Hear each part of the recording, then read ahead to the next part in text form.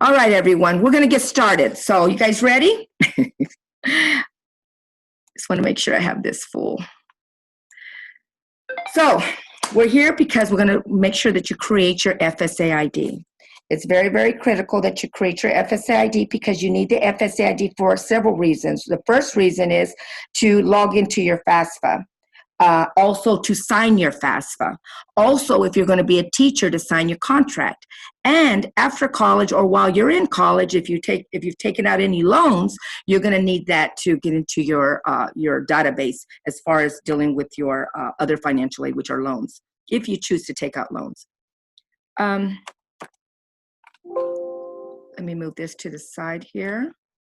And so when we're talking about FSA ID errors, remember earlier I was telling you that sometimes we have a lot of errors and students just kind of put it on the back burner.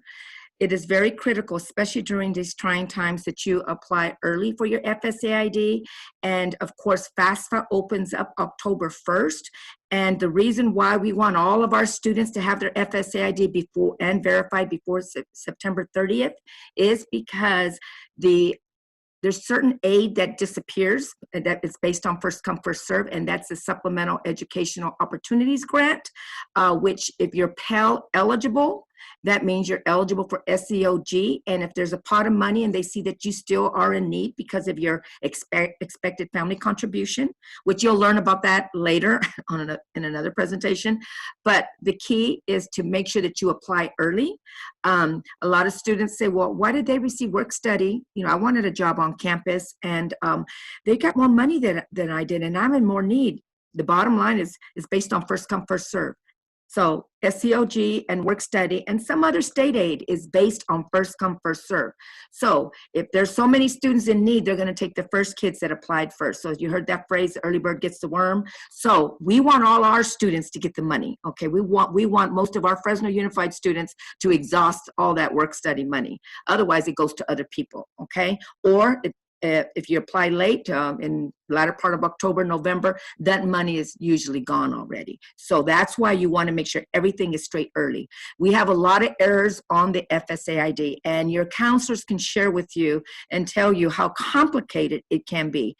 It's a total nightmare, especially for the students, and we don't want you to go through that. So if you know what to expect and what not to do, then you're going to keep away from all of the don'ts. Also, this is a great prescription for you just to plan ahead. Read everything. Otherwise, you're going to stand in line or waiting for someone to answer a question that's made available to you, which you have access to, and you could probably get it and read it and finish less than 5 minutes, as opposed to 2 hours waiting for someone to answer the question. So all the answers are mostly made available for you. We have a lot of resources, and we'll share that with you later. One of the major errors that students make on their FSA ID, they're guessing. They don't have their Social Security card in front of them. They'll put the number, or they'll trust, oh, I think this is my number, or they don't give their full name. If your name is Pedro and you put Peter, then it's going to come back as no such person. When you're creating, you don't guess your name. Also, the FSA ID system, when you put your name in, it's from A through Z, and there's only 4 other types of characters. It's a space, a period, a hyphen, or apostrophe. Those are the only 4 other characters besides the alphabet, okay, that the FSA ID will take, okay? So if you have a hyphen in your name, you put that hyphen. If you have a space between your last name, you put that space. Please do not put both names together. Okay, or if you remember that if your name is longer than 16 characters, because the last name on the actual FSA ID and FAFSA, it holds only up to 16 characters for last name, and for first name, it only holds 12 characters. So if your last name is more than 16 characters, that's fine. Please don't put the name together. If your name has a hyphen in it and the last letters drop, that's fine. You want to make sure that you put the name exactly the way it's on your on your social security card, and if the last letters don't fit, that's fine. That's the way it's supposed to be, okay? Many students have never seen their social security number or their card, so a lot of times they assume, like my sister-in-law, her name was Hilda, not Gilda. So, and they were calling her that for many, many years until she got to high school. So make sure you know exactly what's on your name. Sometimes parents relay the information to the students as well, or they think that that's the name, and then it's, oh yeah, I forgot. You can't do that. You need to know for sure, is this my name? Please don't guess, because if you do, sometimes it can be very cumbersome to retrieve that information. And if you try too many times and you're guessing and all of that, they will lock you out. And we're going to talk about that in a few minutes, okay? Any errors getting locked out, you wait your 30 minutes. So you may have created your information. You may need to go back, but you forgot your FSA ID and you're guessing now. When you try 3 times, you're going to be locked out for 30 minutes. If you try 5 times, you're locked out. Now you got to call federal student aid. And if they don't feel comfortable, and they only will talk to you, not your parent, well, maybe because you're under 18, but they're going to make sure your parents are with you. It can take 14 days or longer, meaning they're going to send you an email, and then you're going to have to show them a copy of some kind of ID. I had 2 students go down to the DMV and get a California identification, because regardless, it has to either be a passport, a driver's license, or a state ID. They didn't have any of those, and that's the only way you can retrieve your FSA ID if you keep attempting and guessing at your username and password once you create it. You need to know this early, and I really need to stress this. You just don't understand how much, because that takes sometimes my time and sometimes our counselor's time. Can take an hour, 2 hours, a week, 2 weeks. So, but if you know this ahead of time, do not make any mistakes. If you follow the rules and answer the questions and not guess, you should not have a problem. But if you're not going to be accurate, you're going to run into a lot of problems, and it's called system drama. Okay, both student and one parent, not both parents, one parent needs to have a FSA ID. Now, if neither of your parents worked and maybe they received some kind of aid, well then, when you use the FSA ID for the IRS retrieval, you don't need to use IRS retrieval. But one parent is going to need the FSA ID to sign your FAFSA. Okay, the first thing they're going to use their FAFSA is using the IRS retrieval, but if they didn't work and didn't file taxes, they're just going to use it to sign the FAFSA. Another problem is we found that many students did not sign their FAFSA. And if you didn't sign it and you think you've done everything, because it takes you to the SAR and it says close, you don't go back, you don't sign.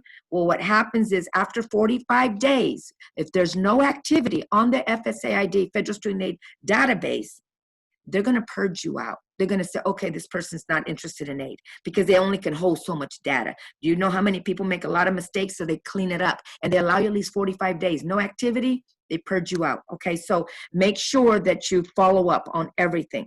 I think I already went over with the Dreamers not needing a FSA ID.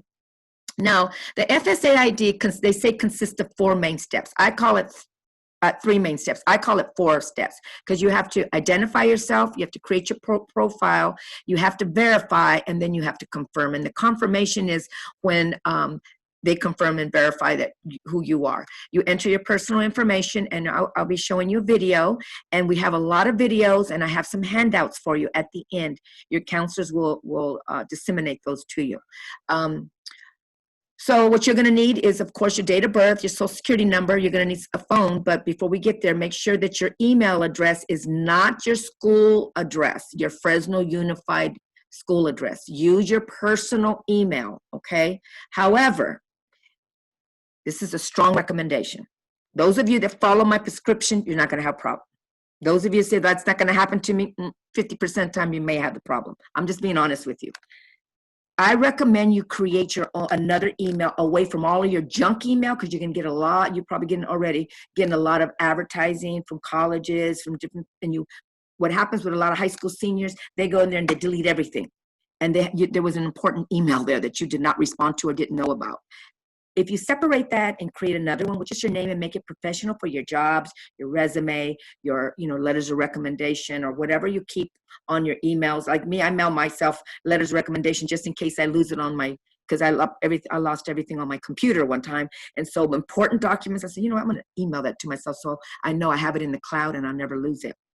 So however it works for you, make sure that you have an email that you remember, because that's the email that you're going to put on your FSA ID as well as your FAFSA.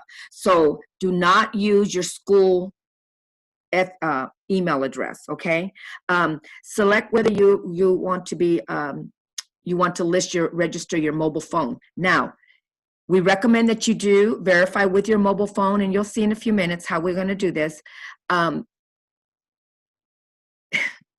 If you don't have a cell phone, or you do have a cell phone and you're changing it up 2 or 3 times a year, you may want to add it. I wouldn't, because you can verify. This is if you lose or forget your password.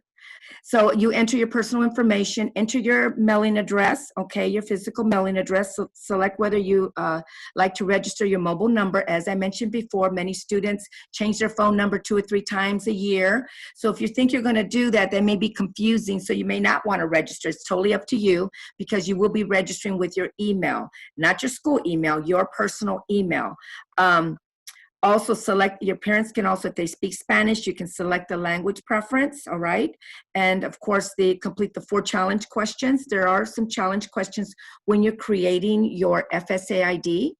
Then you're gonna, of course, verify the mobile number. Now keep in mind, you and your parent cannot use the same numbers. You cannot use the same phone numbers nor the same emails, because that phone number and that email identifies you. If you do that, it's just like someone say, well, someone else has this number. That's the challenge you're going to be faced with. So make sure that you're using your own and your parents use their own, okay? By verifying your email address, you can use your email address as your username when logging into certain ed websites. So sometimes the username, you may forget your username, but you can use your email as a username. Okay, so also you submit your FSA information, you agree to the terms, and then you wait 1 to 3 days to verify your Social Security. Now, when you get an email from Social Security Administration, they're going to say, we have verified you with Social Security Administration. So you're ready to go. So come October 1st, you should then, well, you may want to do October 2nd, because maybe everybody's trying to do it October 1st since everybody's at home. But please do it that first week. You log into your FAFSA and you start completing your FAFSA. Okay. All right. I think this right here, okay. One of the major errors students is creating is guessing. I think I already went over that. That's the second page. Sorry, guys. Bear with me. I don't know why my screen doesn't.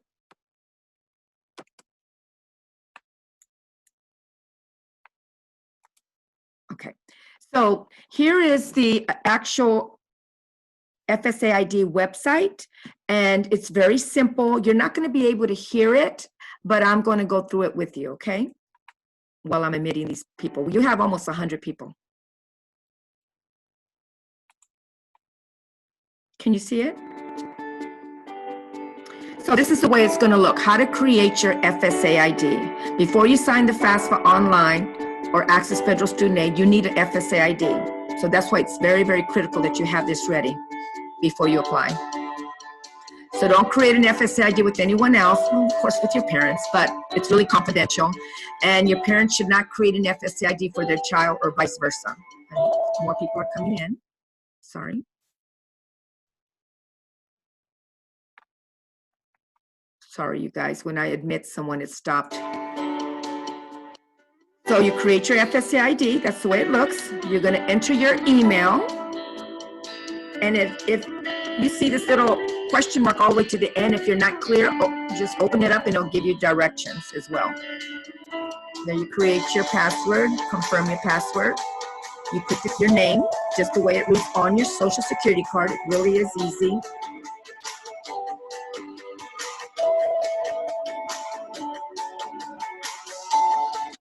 Sorry, but I have another person plugging in.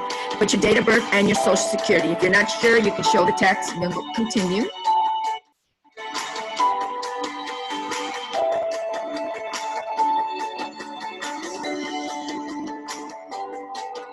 So this is the way it looks.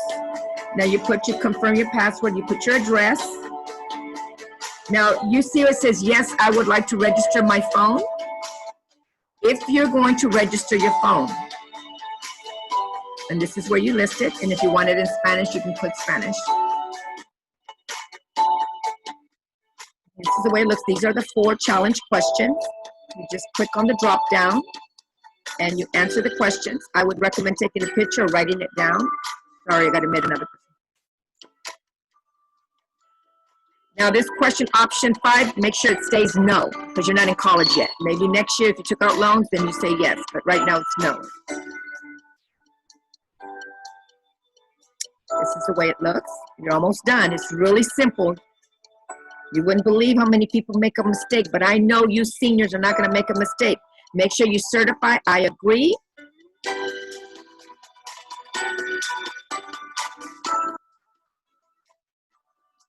Then you're going to continue. Now you're going to verify your phone number. That's because you said, I want to verify it. But if you don't want to verify it, don't have a cell, then you just say no, and it'll pass this piece right here. And you get your 6 digit, that's through the text. This is where a lot of students get confused sometimes. They're still checking their text. But remember, do you smell something? I'm sorry? I heard somebody, sorry. Then you're going to submit. So if you're not mute, please mute yourself, because I just missed a piece, but that's okay. It's not a big deal. But please mute yourself so that way I don't think that you're asking me a question. All right, so, whoops. Okay, now, we already know how to do the FSA ID, right, everyone? It's real simple, right? But believe it or not, right, counselors, we have a lot of errors on that. So now we're going to talk a little bit about the most common mistakes on the FAFSA. The academic year you are applying, don't get confused, is going to be 2021-22, because you're going to be starting college next year in 2021. We have a lot of students applying for this year because they get it confused because they're in school this year and they're applying this year. But please note, it's 21-22. However, if you are going to go to summer school, if you decide to go to summer school, and a lot of times I don't share this, but I think I need to share this with you, and you want to go to summer school, then you will apply for 2021. Okay, that sounds a little confusing. The reason why is financial aid is on an academic year, fall, spring, summer, right? So this summer is really from the students that already graduated because they're in college. However, one of the requirements with FAFSA to receive federal financial aid is graduation. You already graduated, and sometimes at community colleges, schools start the 3rd week of June. You already graduated, so you can apply for the 2021 if you choose to and go to school at least part-time, okay? So you need to know that just in case, and then it will be a renewal for 21-22. I just want to make sure that students are aware of these opportunities because that is free money. And of course, you already know the first 2 years of community college, so long as you complete a FAFSA and have a 2.0 GPA and go full-time, which is 12 credits or more, you go to the community college for free for 2 years, okay? Another error that we get on the FAFSA is the wrong academic year. Students apply, the wrong application. Sorry, I've been doing a lot of presentations, so bear with me. They apply for the wrong app. So sometimes we have dream students that are undocumented applying for FAFSA or vice versa. So if you do apply for the wrong year, you need to let us know, let your counselor know, because there's a form that you can complete because you may not recognize it until after March 2nd. And after March 2nd, if you don't apply, you lose your state aid. And I have had many students that come they bring it to my attention after March 2nd, had we not counseled them, they would assume they lost their Cal Grant. But no, there's a form that they could say they inadvertently applied for the wrong application, and then California Student Aid Commission will make that adjustment, knowing that they really applied in January or February, maybe the year before, and they will grant them that Cal Grant. So remember that, okay? So if you're not sure on which application, I'm still working with a couple of students from medicine that were Dreamers, but now they're FAFSA. We've got to make sure that they have the right application. Now, another thing about the FAFSA, again, you don't go in and complete the FAFSA without the FSA ID, because when you log in to the FAFSA, you're logging in with your username, right? And your password, and it's going to pre-populate the fields with your name, and everything already has been verified. So you don't have to worry about that so much. That was for students that didn't do the FSA ID, and then they end up putting different information on the FAFSA. Another error that we find a lot of times, and sometimes some people don't see it, but I have to show them, look, it says your FAFSA does not match your FSA ID, but people still, they're sitting there trying to figure out what it's saying. Well, what it's saying is what you have on your FSA ID for yourself is different what's on the FAFSA. Or your parents' FSA ID is different. They may have had a previous married name. I get a lot of those. So make sure that both of them match. Also for the parents. So whichever parent's going to be having the FSA ID, make sure that their information is correct.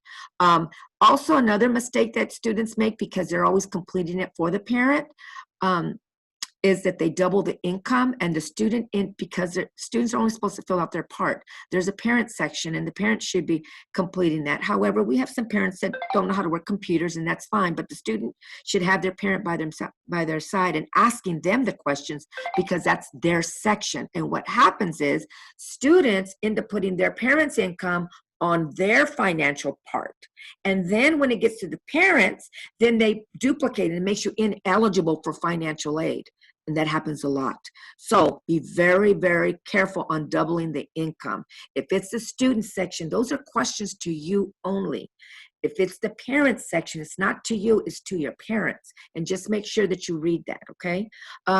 Also, entering the wrong federal income tax paid. Now, some of you may have a problem in, sorry, just trying to close this up.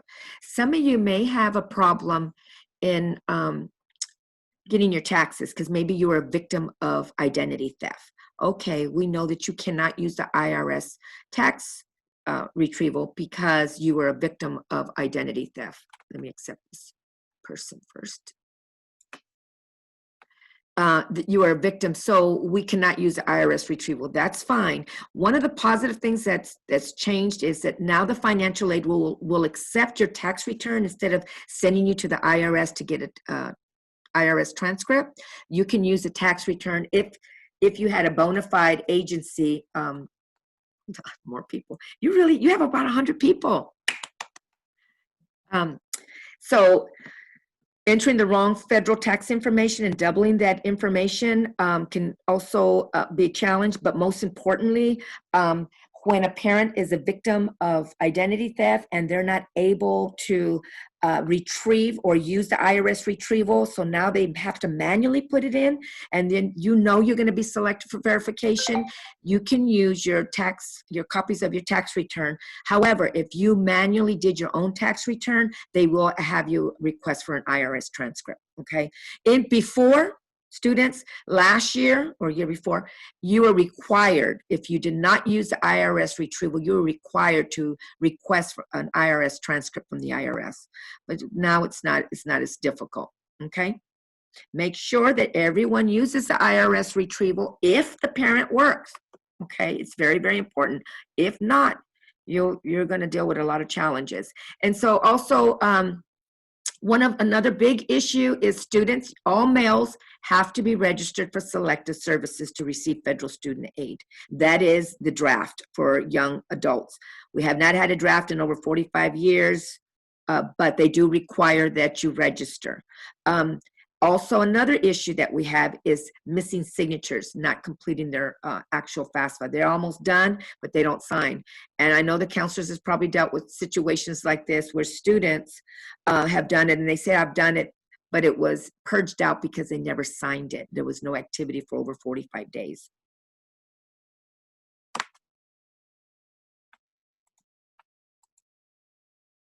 Okay, so I show you this so that way you know how the FAFSA is going to look. And there's a lot of websites you can go to. It shows you step by step. But basically, there's 7 steps. The student's demographics, which most of that will be completed. You may just have to answer a couple of questions because you completed the FSA ID, you logged in. The school selection, meaning what school are you going to be attending? Please list more than 4 if you can. If you don't list just one school, if you're just going to list one school, at least list another school, maybe a community college or a university, our local university, vice versa. I don't know why CSAC asked that. I think they said sometimes it can throw the system off. But if you are planning on 2 or 3 different schools, please list them. The FAFSA can take up to 10. And if you have more than 10 schools, you just have to wait for it to process, and then you go back in, take those out, and add the other schools. So you can have more than 10 schools.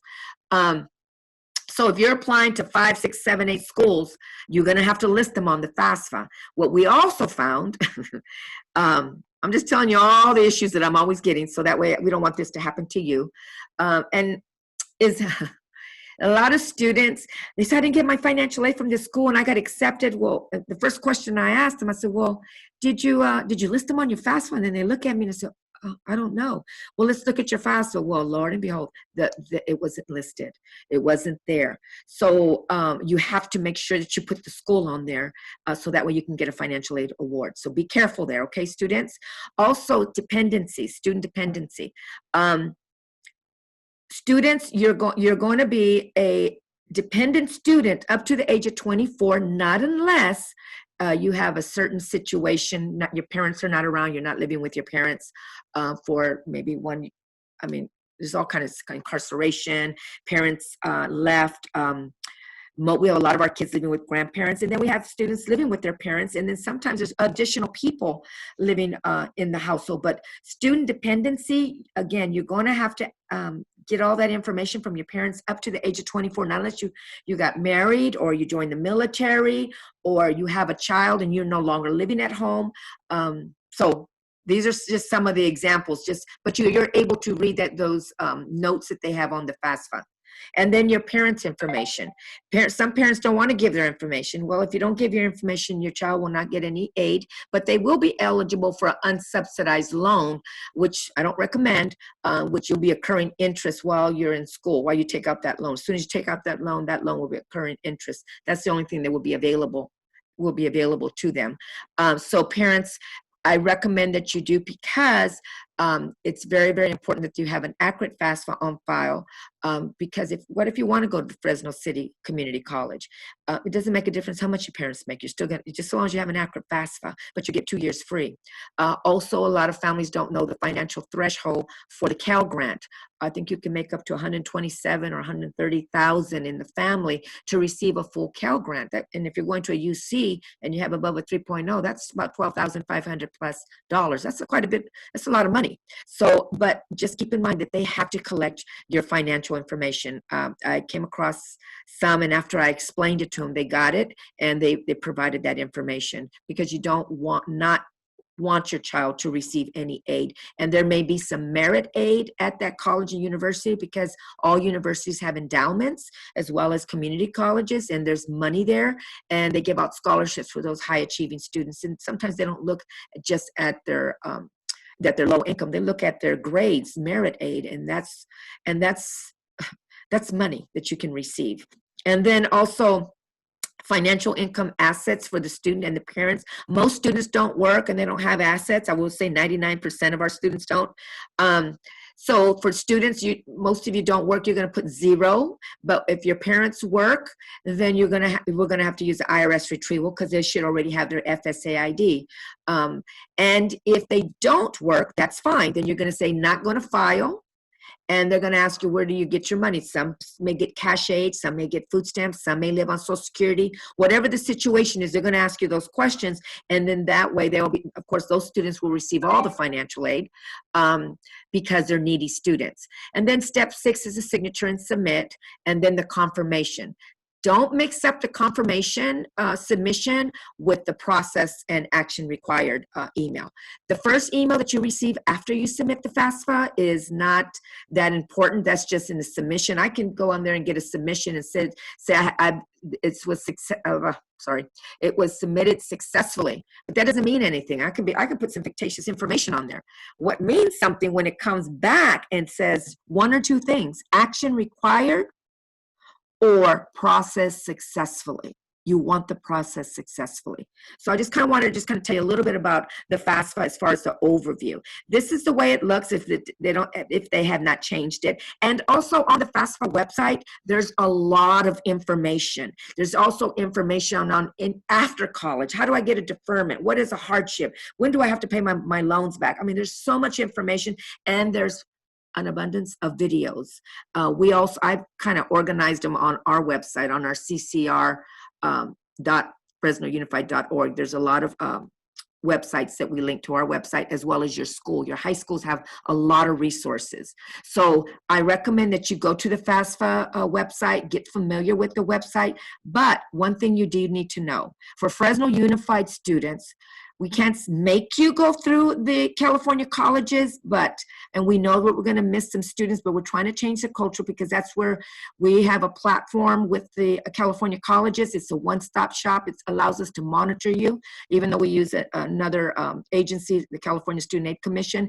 But I'm asking if you can go through the California colleges. You have to go through the California colleges website to register for your classes. And so we also want you to go through the California colleges to register and launch the FAFSA from that website. It's going to just benefit you. It also will help us monitor how many of our students actually completed in earlier stages, as opposed to me running a report and running, and the counselors know what I'm talking about. So let's go ahead and do the next one. Now, this is a very interesting one that many parents want to know. And so I created this pie shape because, money, federal money, state money, institutional, private, a lot of families, they don't know. Some of you are first generation, or some of you probably went to college a long time ago. You forgot, things change. So I broke it in a pie shape so you understand. Now, ignore the deadline dates. The deadline date is, I think this is another slide. The deadline date for federal student aid is June 30th, 2021. And the deadline for the state aid is March 2nd, 2021 as well, okay? Now, Pell Grant, the most aid you can receive on Pell for needy students is about $6,200 a year. So when you get your award, don't get confused. And I'm going to show you in another slide how to separate that. I have a lot of presentations. One is comparing financial aid, and they kind of overlap a little bit, but when you get an award letter, some schools send you the whole amount, and families get confused. They think they're getting that whole amount for that one semester. Keep in mind, always split it in half, and make sure you read your award letters. So Pell Grant is about $6,200, $6,195, but it's going to go up in January. So it's about a little bit over $6,200, maybe be $6,295. Split that in half. That's going to be the half that's going to pay for the fall, and the other half is going to pay for the spring. But it's only based on full-time status, full-time, 12 credits or more. 15 is recommended, but full-time for federal is 12 credits, okay? And you remember earlier I mentioned the SEOG, that's another grant that can be anywhere from $100 or $200 to $4,000 based on your need. I took out a SEOG, well, I was awarded a SEOG when I was in college. It wasn't as much as it is now, but I received an SEOG. So if you got a full Pell and a full SEOG, that's about $10,500 right there. That's all free money based on full time. That should pay for your tuition for going to a state college if you choose to do that. Also a teach grant. A teach grant, regardless, now that's the only grant that doesn't care about how much your parents make. Your parents can make $1 million, but you want to be a teacher. If you meet the qualifications for a teach grant, meaning that you have above a 3.2, and of course, based on your major, so they're looking for teachers in the area of the science and English and special ed. Not all majors, like journalism, you won't get a teach grant for that. It's based on need to be a teacher. then that's an additional $4,000 a year for 4 years. Yes, 3.2, regardless if you want to be a teacher. Maybe one day you want to be a counselor or principal. You got to be a teacher first if you're going to be a principal. So the Teach Grant is there for you. And that Teach Grant also, if you want to get receive your master's, there's an additional $8,000 for that. Now, your commitment is to serve at a Title I school, meaning all of Fresno Unified are Title I schools, right? But if you don't teach, keep in mind that Teach Grant will turn into an unsubsidized loan, which will accrue interest, and you don't want to do that. You have to really have a passion and really want to be a teacher to want to pursue that career, and making sure that you don't change your mind later on down the road, because you definitely don't want that turning into a loan. And then, of course, they have loans out there. They got the sub loan, they got the unsubsidized loan, and then they got the Parent Plus loan. Parent Plus loan, I don't know. I don't really push those, but parents can take out loans, but they can pay it back as soon as they take that loan out. So if it's $10,000, they're going to start charging them as soon as they take out that loan. And the only way you can get a deferment is you're going to have to ask the lender. Sometimes they do grant those. And then work study. That's the one I was mentioning to you earlier. A lot of times students come out of college, some do not have any type of experiences. So this is a great time to also use work study, not only as additional money, but also to have some work experience. So when you do get out in the real world, you already know how to hold the job, what's your responsibilities, you get used to working hours and all of that good stuff that comes on with the job. And then you have military money. You have also grants, the Afghanistan grant. There's different types of military grants, a little different from the ROTC grants, the institutional ones, and we'll go over that as well. So that right there is just strictly all federal aid. So there's a lot of money out there. And those of you say, well, I make, the financial threshold, if your family makes, I'm just going to give you a hypothetical, because I used to be a financial aid person, and I was also a college recruiter, worked at 3 universities.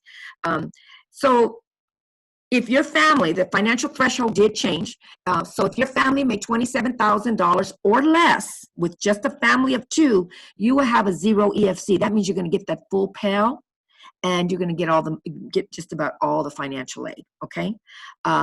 So because you're a needy student. Now, you're going to say, well, we make more than that. We make $49,000. Well, how many in the family? Family of 5. Well, they may not give you the full amount, but you probably get about $4,000 or $5,000 Pell Grant. But keep in mind, that's just federal. We haven't even gotten to the other part of the pie. So if you have questions, that's why it's so important to look at your EFC. And the easy way to do it is sometimes I tell people, look, what does your EFC say?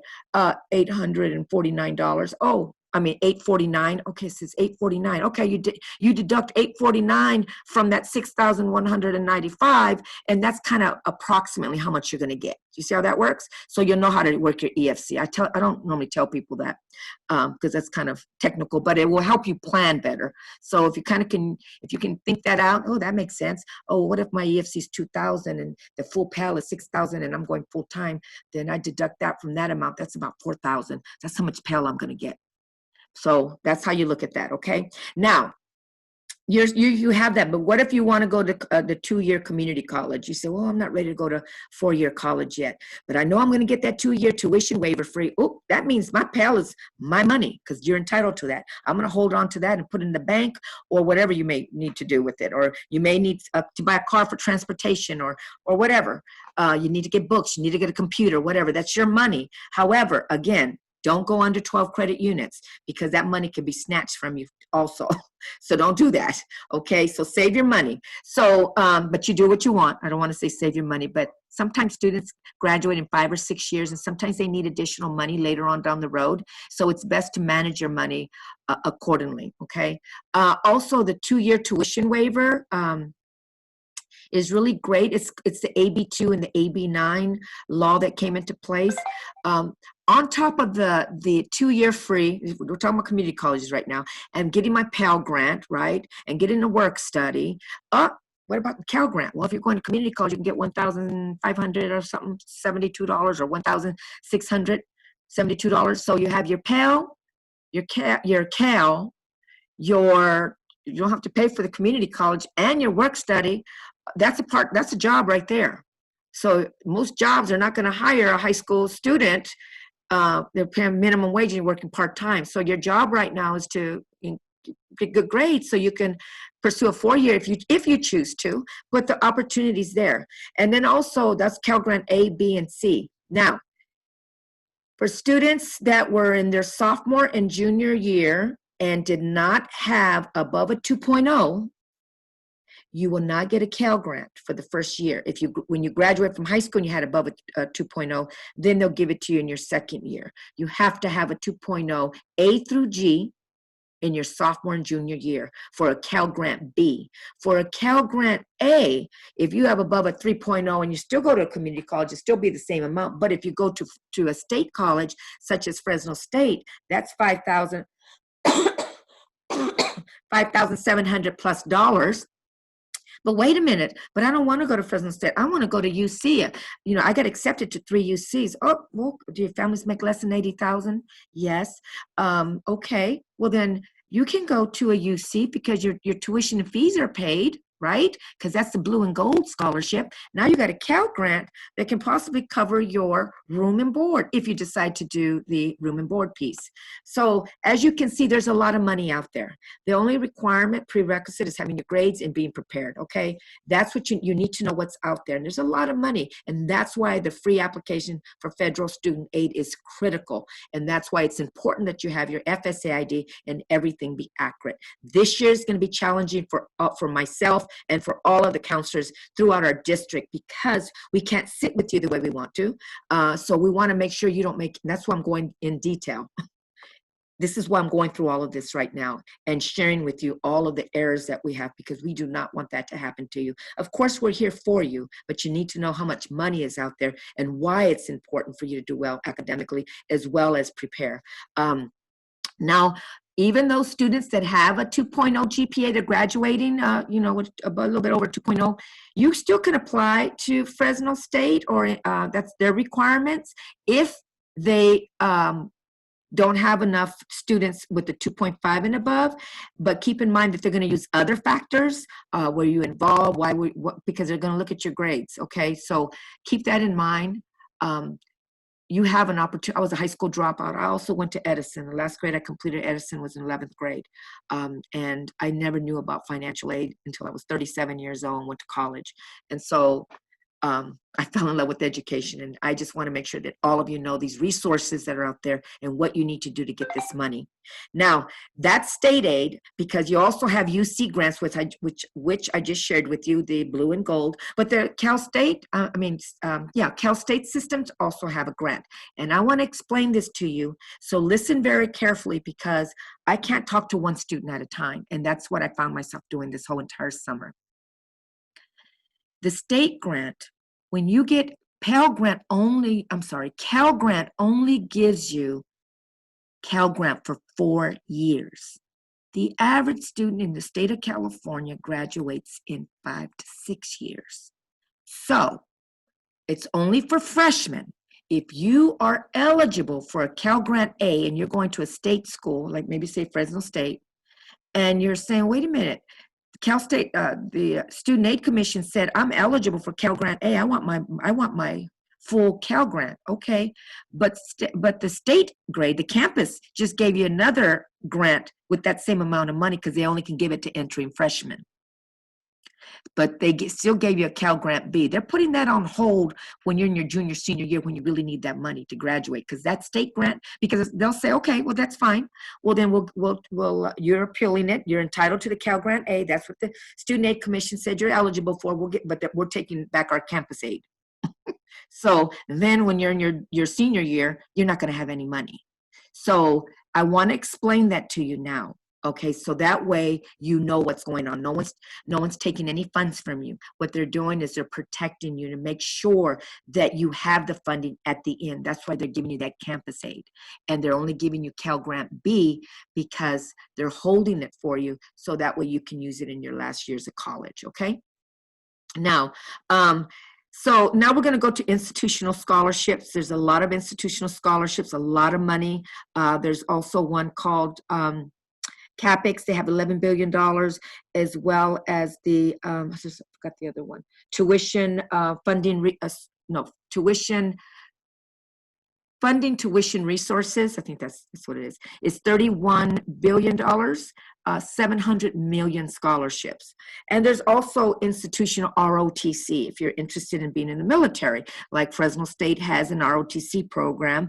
I think you can have a 2.6 or 2.7 GPA. They pay for your education. If you're interested in that, you need to look into that and ask questions. Go into the website and do your research. Also, they have not only work study, they have institutional jobs that pay a little bit more in the actual department. So if you don't get any work study and you're good at something, and maybe you do good clerical work or answer the phones or whatever, go to the departments or ask the departments if we're open, if the schools are open next year, and look for jobs. And then also the need-based, need-blind, those are the schools like the Ivy Leagues.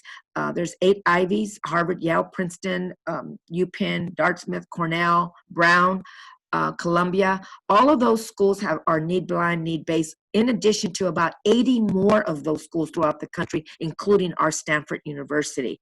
Families, if you get in and you make less than $65,000 and you're admitted, then you pay zero. Room, board, tuition, and fees. Everything's covered. Not only with the 8 Ivies in Stanford, Stanford does the same thing. You have Vassar, you have Fordham University, you have NYU, you have many schools that, well, I don't know about NYU this year, but I know NYU had 92 spots for anyone that had a degree already that wanted their pre-med majors, because they offered a full ride, 92 spots at NYU because of the underrepresentation of doctors. So I mean, I can go on and on and on and talk about all the great opportunities, but I want to kind of stay focused on what I'm talking about here. 80 schools that have need-blind, need-based opportunities.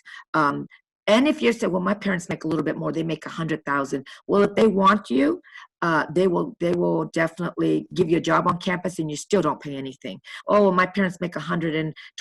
Well, that's okay, because your tuition fees are paid, and they may only pay 20% of your room and board. You may have to come out of pocket with your room and board. Look into it. Another opportunity is the fly-in programs. These Ivy Leagues offer, and UPenn is always reaching out to me. You have to apply, and you look it up. Just Google it. Just say fly-in programs at the Ivy Leagues, and they'll give you which schools or just what universities offer fly-in programs. What is that? They will pay for your ticket. They will pick you up at the airport, and they will house you on their campus for 2 or 3 days and feed you to give you a view of their campus. So look into those, okay? Merit aid, there may be some families saying, well, my husband makes $300,000 a year. I can't afford that. We're not eligible. Merit aid, that's based on their academia. Schools still want the smartest and the brightest, and there's a lot of kids that are smart. It's the student that is doing all the work, not their parents. And so depending on the school that you're thinking of applying to will determine that. The Ivy Leagues make their own decision. So if there's a major that is very rare, like I had once, optical engineering, and their parents may have made a lot of money, but they still need students in that arena, they'll make their own decision. Don't push away and say, well, I don't think FAFSA's for me. You'll never know. And there's great opportunities out there for the merit aid for those kids that really are high achievers. Okay, so that's institutional. Now we're going to talk about private scholarships. There's a lot of private scholarships. Your school website has scholarships. Even go to the other school website, see what they have. Everybody has scholarships. You got our local PG&E. You have the Kiwanis. You have the Elk person as well, the Elk Lodge. Our lodges throughout the United States give out $3.5 million total. We give out about 2 scholarships, about $50,000 scholarships in Fresno. One of my Bullard students received, I think, a partial one because they have several. And I encourage students to apply for the Elks Lodge Scholarship. You have PG&E, you have Fresno Unified Scholarships, you have businesses around here, you have politicians, you have faith-based, your churches. I mean, there's money. Just Google it. Say, where are the local scholarships? You can ask the community colleges. Walmart has scholarships. I mean, Target. I mean, there's all kinds of scholarships, but you have to do the work. I always say this: if there's nothing worth having without struggle.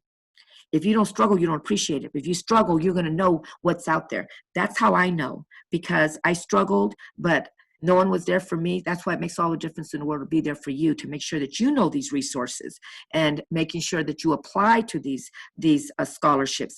One of the downfalls that I found, and I think counselors can agree on this, is that students wait to their senior year and expect someone to create a miracle for them. Sometimes you can get it, but you should already have your essays in place, a personal statement. That's another piece when you're getting scholarships. Most of them do ask for a personal statement or an essay. So always start off that you live in one of the most concentrated poverty cities in America. That's because because I used to give out $500,000 worth of scholarships to my entering freshmen when I was at Norfolk State. And so and we're reading thousands of essays. But if you come out with the first 2 sentences, very powerful, that opens the eyes to the college recruiters or admissions officers or the people that are giving out the scholarships. So start off with the intro that's strong, so that way they can continue reading. They usually don't read everything.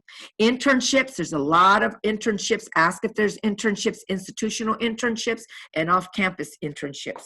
A lot of my students that I had, well, actually mentored, a lot of them from Edison that are on the 1890 internship program.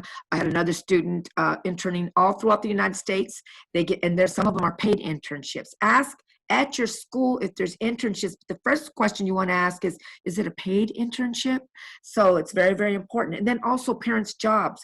A lot of times parents don't know, like, FedEx and Bank of America, Coca-Cola, we have those large companies here. They offer, it's called tuition remission, and they offer to pay for either the employee or their children 1 or 2 classes. That's a kind of a form of a scholarship, so that will help you as well. I'm almost finished, you guys. So launch your FAFSA through the DREAM Act application. Launch your FAFSA or DREAM Act from the California Colleges.edu website. This is the way it looks. Now, students have an account. You just need to activate it. If you have not activated it yet, I recommend you do that like this week, okay? And this will give you a lot of information. This is a one-stop shop college planning website that will help you. And this is basically the way it looks. As you can see, you can click here on FAFSA or DREAM Act, and then you can launch the application from here. But as you can see, there's other different information. So my plan, you can create your plan, college, career, financial aid. And this is basically the way it looks. And so once you create your account or activate your account, because they have with Zello, I recommend you create your account with Zello. But also with the California colleges, you launch your FAFSA from here, and then you can also launch the DREAM Act. And this is just the way it looks. I wanted to show it to you. Now, this is very, very important. And because some of you may want to do your FSA ID, I'm ready for the FAFSA October 1st. We are going to still have a workshop on it. I'm going to go more in detail. But basically, these are the errors that we get. And we get quite a bit, and an error can take a lot of time to fix. And your counselors can share that with you, and they can validate what I'm saying. DREAM Act, if you're a dreamer, make sure your SSID is on there, okay? Also, answer all questions on the DREAM Act and FAFSA. That's how you want to make sure to correct everything.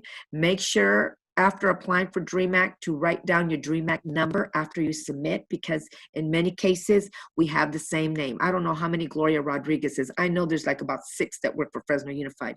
That's why my name is Gloria Ponce Rodriguez. And then I found out there was 2 other people with my same name, Gloria Ponce Rodriguez.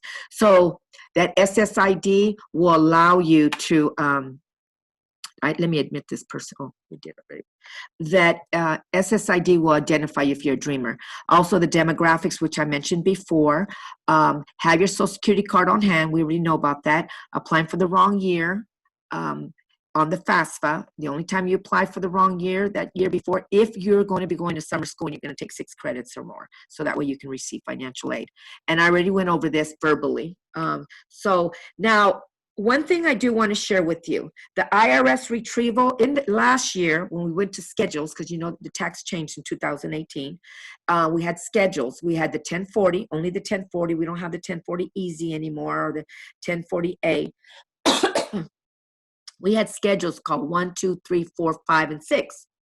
Well, that caused a lot of problems, and because a lot of verifications, because students didn't know, the counselors didn't know when they're trying to help the student. And it's a schedule after your actual 1040 forms that are completed. Right behind there, normally that's where your schedules are. And a lot of people didn't know how to read that. And when you say, okay, I had schedule 1, and then it populates more questions on the FAFSA, well, guess what? On the new IRS retrieval, meaning using the IRS retrieval, now is going to transfer that information from the IRS automatically on your application. And that's another reason you need to use the IRS retrieval. So it's just going to help you. We're going to have less errors. So we want to make sure that you use that, okay? Also, this is a big one, and I really need to spend a little time explaining this a little bit more to you. When you start listing everybody, then they're going to ask for everybody's job, their income tax, all of that stuff. And then they ask you, well, really, you don't take care of them? Do you take care of them? And then, okay, well, then if you do take care of them, that financial aid office, depending on the financial aid office, they're going to say, okay, well, now we need to get an IRS transcript for them. And they may make more than your mother. So don't fall into that pit hole because it can be very complex. So it's usually the mom, the dad, or just one parent and the children. If your mom is taking care of your 28-year-old brother and he's not working, that's fine. Or 28-year-old sister that may have a baby and she's not working or receiving any other outside aid, like, cash aid, and your mom is taking care of, well, then yes, you claim them. However, if they're receiving other aid, like assistance, the people that are taking care of them are the people that are giving them assistance. They're financially helping them because, they're just staying at home to make it easier for them. But be very careful, because what's going to happen is, depending, and that's if you're selected for verification, they're going to ask for additional documentation that can hold up your financial aid. So, but if you do have a grandparent staying with you and your parents are taking care of them, well, then you list them, okay? And keep in mind, it does not have to read the same as your taxes. On your taxes, you may not even list them on your tax return, but on your FAFSA, if your parents are taking care of your grandparents or a cousin or somebody, and they list them there, that's fine. They don't have to be the FAFSA does not have to be the same as the IRS, okay? Your tax return. Submit and amended. Okay, also, now, of course, this happened 3 years ago, but if you make changes on your on your tax return, you can use the IRS retrieval for amendment return, okay? Okay, now, this is another biggie, because we have a lot of families that are from single-parent homes, or mom is common law. We're not a common law state of marriage. So if your parents, and this is your dad, but to you it's your dad because he may be raising you since you were 1, 2, 3, 4, 5 years old, and you look and been financially supporting the family. If the parents are not legally, if your step-parent is not, or your mom's husband or common law husband is not legally married to them, we can't have them on the application. I have a lot of those errors. They're listing the marital status incorrectly can hurt you. And you're probably going to say, well, my mom didn't work and my stepdad, and then we find out the stepdad's not legally married, so we have to take the stepdad off. And then we only can put mom when my mom didn't work, well, and she didn't receive any cash aid or anything like that, well, then that's where something comes in. It's called special circumstances. Then there's going to be some type of documentation, and you can pull that from the financial aid office where you're going to attend, and you have to document that. They're going to ask and just say, well, this is a situation, because we have a lot of situations like that. So if you are not divorced and you're still married and you're not living with the parent, then if you're legally separated, then if you're living in different homes, that's fine. I found a lot of students, they list their biological parent and their both parents, but they're not living together. They've been split up a year, 2 years, or 3 years. Well, you're only going to put the one that you're living 51% of the time, the parent that you're mostly living with. You don't need the other parent. And sometimes that can hurt you, right? Because you're putting that income and they're not living there. So we don't need their income, not unless they're paying child support. So when they're asking who lives in the household, if you read the question, And if you're not clear, ask your counselors. You got very savvy, FAFSA counselors there at Edison. And if they can't answer the question, then you have me. But make sure that marital status and the number of people in your home is correct, okay? And if you're not sure, you ask the question before you, and don't submit it until you know for a fact. Students also, students not including in the number in college and the number in household. Another, that household piece is always, a student can be going to school and maybe even have an apartment in Arkansas somewhere, and they're 22 years old, but they're going to school there. We still have to include them in your FAFSA because your parent is on their FAFSA, regardless, because it's temporary. They're only there to go to school. So if I have a sibling in Arkansas going to college, they're in their 3rd year, they're 22 years old. I have another sibling that's 19 years old, 1st year at Arizona. And then I'm just now graduating from high school, and I'm going to go to Fresno State. My mom has 5 kids, but 2 are only living at home. Oh, 2 are living at home, and then I'm at home. So there's 3 of us. So we're only going to put 3. No, you got to claim those other 2. You got to claim them as well because they're still under your parents' FAFSA. Not unless they already turned 24, which they haven't, or they're married, or they're in the military, or they already received their degree. Okay, or if they have a child and no longer, because once you have that child, that changes the status. So if you're not clear on that, always ask. What I'd rather for you to ask than have this error and take time from you, take time from the counselor, take time from me, just because we didn't ask, and then it's going to delay your process. We don't want that to happen. If you're not clear on a question, please ask. Okay. Also, males, make sure you register for selected services. Again, I mentioned earlier, they will register you. It's a 2-part question. Don't just say yes, you're registered, because once upon a time, people were telling students that, and this is my answer, and it always has been a 2-part question. Have you registered for selected services? No. Do you want to register me? Yes. They will register you 30 days before your 18th birthday. That's only for male students, okay? And then college is not listed, as I mentioned. We already went over that. Make sure you list your colleges because you'll never get any financial aid because federal student aid cannot send any information to them because you didn't list them as a college of attendance, of interest. And so they can't give you an award financial aid because they don't know what your need is. Also, the 9-0s, member parents that have an I-10, it's called the tax number. So it's put 9 zeros on the FAFSA. And then also forgetting to sign. We went over that, I think, and that's good that I kind of repeat myself on those. We're almost done, you guys. What to expect after applying? I mentioned to you earlier on your FAFSA, it's either process successful or action required. If it's action required, you need to fix that first. Find out on your SAR, and that's in another presentation, but right now I'm just going to give you acronyms, and then please attend the FAFSA workshop, and then I'm going to go more in detail on the actual FAFSA. But the action required, there's a way you can retrieve and know exactly what's wrong. What are they asking? And that's on your SAR, but I have to take you there and show you how to do it. So that way not unless you can figure it out on your own, but a lot of students don't know how to do that, especially if you're first generation. If it says process successfully, application is ready and it's sent to your school of interest, you wait approximately about a week, and then you create your web grant account. And the web grant account has to match exactly what's on the FAFSA, okay? You create your web grant account, because if you don't create your web grant account, you will not get a Cal grant. You will not be eligible for one. So they will not disperse one to you. So know that now. And my recommendation is get that web grant, get all these accounts ready. So when that time comes around and they're ready to award, you don't have to fill out verification forms. You don't have to do all of that. Everything should be straight. And if you are having any issues, you go to your counselors. And if there's still a real serious issue, then you would have to make an appointment with me. I only handle the complicated FAFSA issues because I'm only one person and I handle the whole entire district. So I'm the trainer. So making sure, though, is to ask questions. That's what I'm trying to change students for this year. Please ask questions because we are here to help you.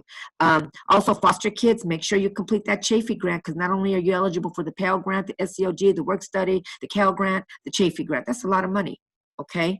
There's no reason why you cannot go to college. Also, students already went over that. Accepting. Now, this piece is kind of, I'm ahead of you, but you'll hear it again, and I want you to, because you're going to remember it a little bit.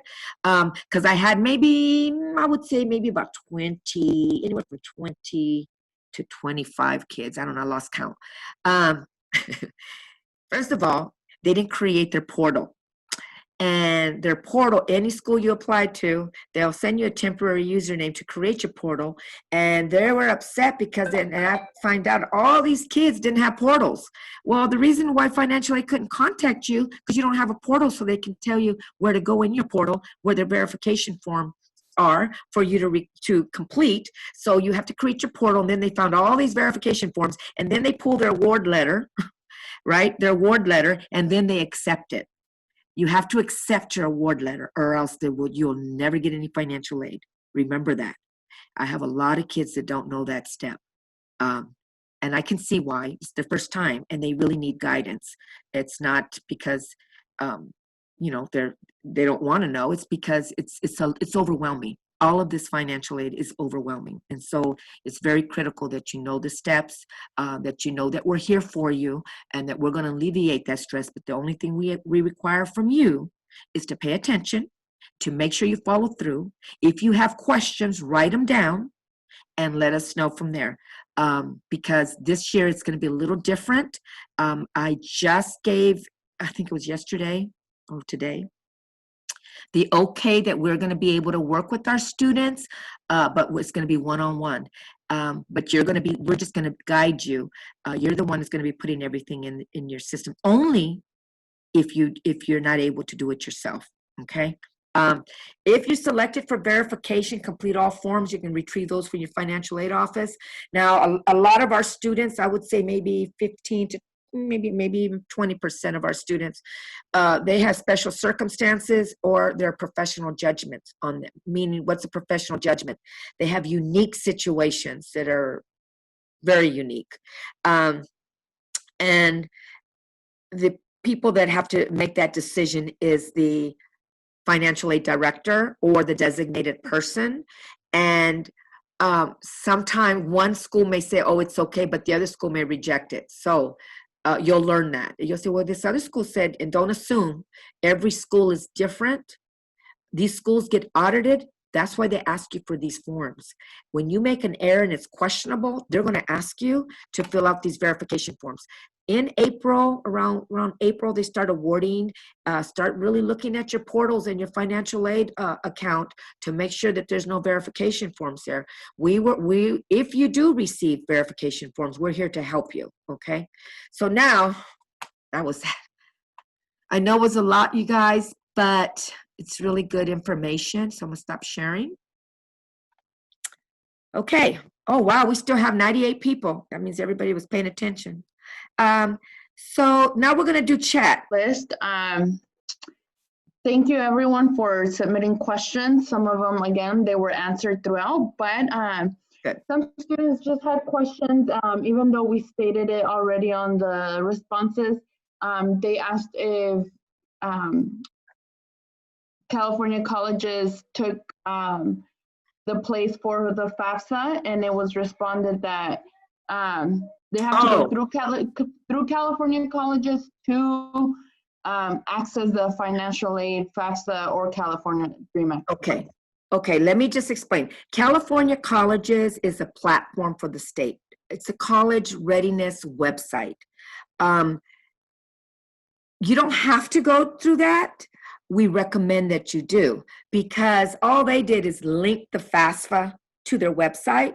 And because we have a partnership, you're also going to be applying through the California colleges. So just log in to there. If you don't, that's fine. I mean, we're not making a big deal about it.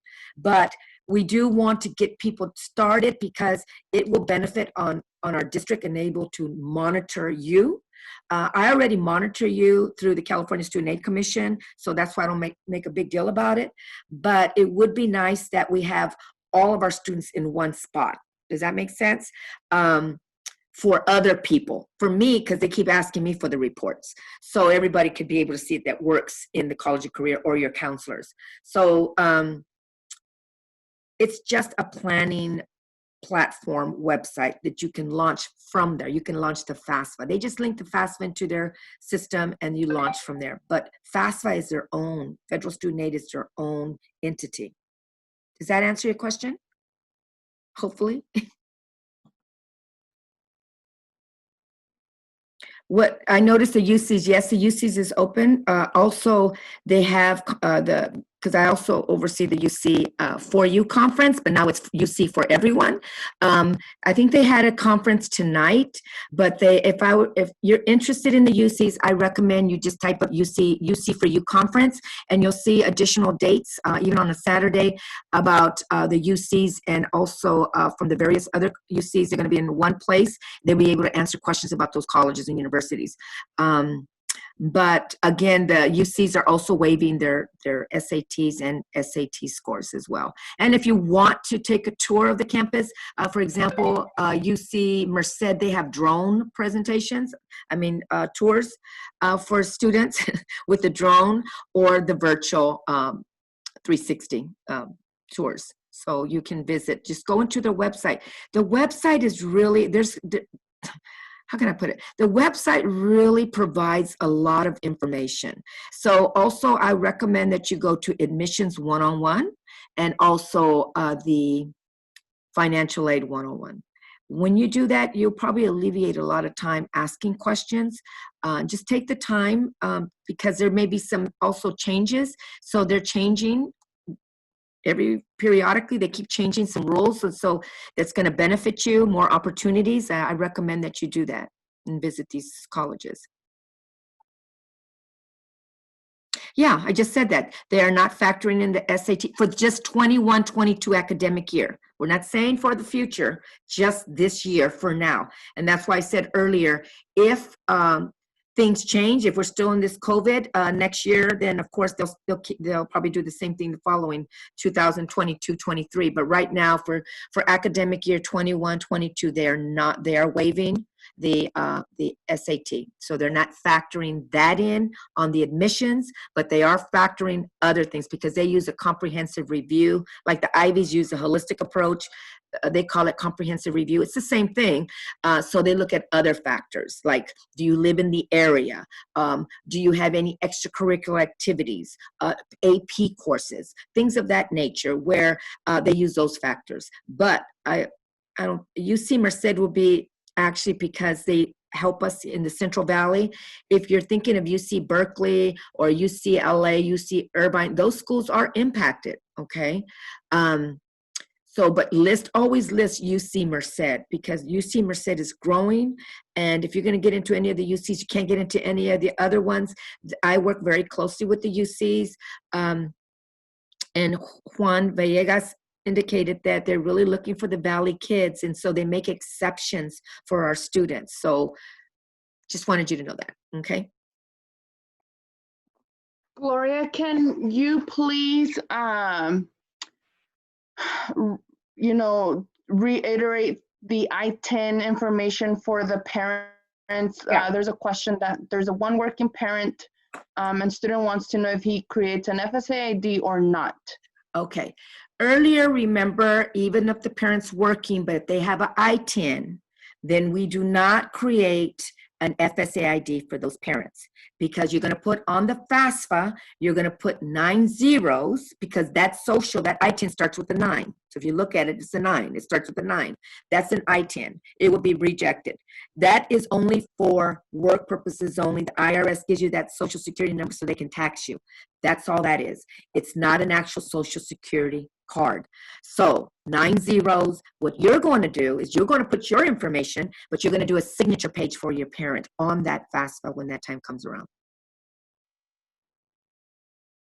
Does that answer the question? Yes, thank you. Good.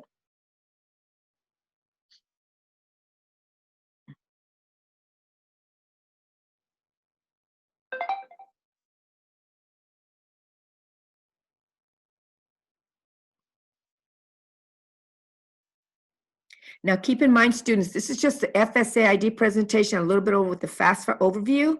I am going to be having more workshops, and it's up to your counselors or up to your school site to have me talk about certain topics. Sometimes I want to give you all this information, but I got to keep it aligned because then I'll be all over the place and you want to learn more and more and more. And then we'll be here all night and then you'll get confused. We want to definitely focus that FSA ID and prep you for the FAFSA. I just wanted to make sure that you knew that parents with that don't have a social security number or they have an ITIN, you do not put that on the FAFSA. I don't want that error to happen to you, and then we have to fix it, and then you get frustrated, and because we definitely don't. We want to feel your weight. We want to feel your anxiety. I do, at least. I don't want you to stress out, because this is a very trying time, and we want to make sure that our students are accommodated and making sure. So we will have some more workshops. If you want a UC presentation, I recommend that you go to the conference first. If the schools, I will be conducting a scholarship workshop. It's very detailed. That's an hour-and-a-half presentation, and it's strictly on how to get money, where you can get money. Also, we're going to have another one on HBCUs. That's going to be a district-wide one, and I'll let you know. We're also going to have another workshop on WUI, Western Undergraduate Exchange Program. That's another that I'll be doing district-wide. Right now, I need to get my FSA ID and FAFSA out of the way, because that is the most important piece for me right now, to make sure that you have your financial in place, and then we move on as far as making choices and things of that nature. We just want to let you know that all of the counselors are here to support you through either the FAFSA or the DREAM Act application. I know it seems daunting because there is a lot of information, but we do want to let you know that we have posted a lot of resources on our counseling website. You can go to the counseling website by either going directly to the Edison main page and just going to counseling. It'll automatically take you to our counseling site. If you hover over college planning, there is a tab specifically for financial aid, and that is where we will be posting anything and everything financial aid related. So any documents that Dr. Ponce shares with us are uploaded on there. There's tons of resources and links. There's videos. So I know some of you asked about the video for how to create your FSA ID. That video is on there, and Dr. Ponce's presentation will also be there. It has information for the DREAM Act, for the Cal Grant, for FAFSA, and just other helpful resources. In addition, I know some of you are asking some questions about college applications. So we will be having upcoming workshops in October for the CSU and UC applications. I know it's a little confusing, but the UC application is open right now. So you are able to go in and create your account and start your application. You just can't submit it until November 1st. That is when the submit button will become live. But you can start working on it now. If you also go to our website and hover over college and career planning, we do have a tab for CSU and UC. If you go to the UC page, if you scroll to the bottom, you will see the handles for the Instagram accounts and Twitter accounts for all the UC campuses, in addition to the websites for all the UC campuses. The websites that are listed on there are specifically for their undergraduate admission events. So if there's a specific school you're interested in, like UC Merced, you're able to go to their link and you will see all their virtual events that they're hosting, which will include application workshops, virtual tours. They also provide support with filling out your financial aid application. So there's tons of resources and events out there for you to register for. So just make sure that you're going onto the counseling website to see those resources. And if you have any questions or any concerns, or maybe you don't see something up there that you're curious about, just email your counselor and we'll be sure to provide you with a response as soon as possible. And lastly, the Teams page on Microsoft Teams, it is a seniors class of 2021, and we are uploading the channels on there. So there will be channels for financial aid as well. So if that's easier for you to navigate, the financial aid resources are updated on there. If you hover over files and go to files, it will all be on there as well. I do want to recommend that 1 to 8 steps in the fall virtual handout, as well as the spring. If you use that fall, and it's really was geared to serve our students, if you use that fall handout, it will give you step by step when when you need to apply for certain things like your web grant, your financial aid, your FSA ID, all of that.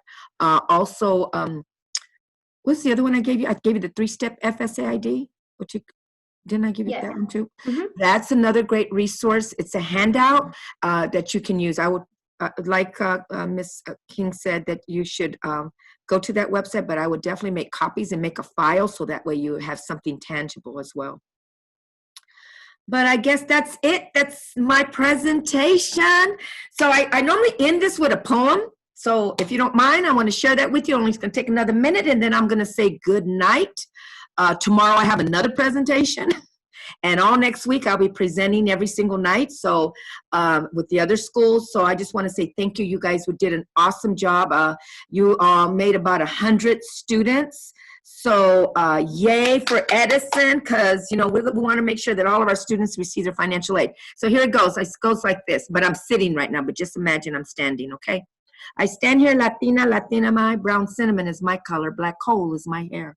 Almond shaped eyes is my beauty, but I stand here in no despair. Although I'm a flavor of 3 different continents, I blend together with perfect confidence. Promoting education, that is I, to instill the importance of another side. You ask me why? Well, heck, why not reach for the sky? I stand here, Latina, Latina my, without education, I did not rise. I had many obstacles in front of my eyes. I managed to overcome that trail that lied. Norfolk State University gave me that Spartan pride. So I say, behold the green and gold. Para mí, you were my gold. I stand here, Latina, Latina my, strong, smart, and beautiful. That I no longer hide. I'm a very proud Hispanic American woman that has confidence and pride thanks to an HBCU. Good night, everyone.